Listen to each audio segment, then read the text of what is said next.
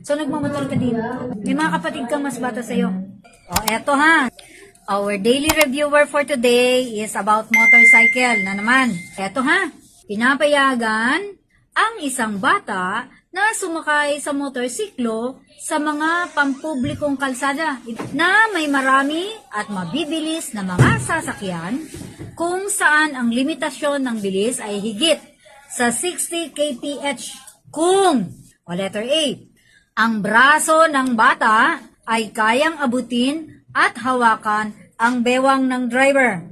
Letter B, ang batang pasahero ay kayang abutin ang balikat ng driver. At letter C, ang bata ay kayang abutin ang tuhod ng driver.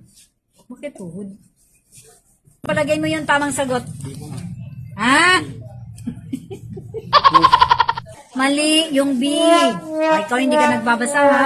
Republic Act 12-209. Yun yung batas na nagsasabi kung ano o sino lang ang dapat na pwedeng iangkas natin. Pagdating sa bata, dapat abot ng paa niya ang tapakan at abot ng kanyang kamay ang bewang ng 360. So, ang tamang sagot ay letter A. Ang braso ng bata ay kayang abutin at hawakan ang bewang ng driver. Hindi balikat. Siyempre, may helmet din.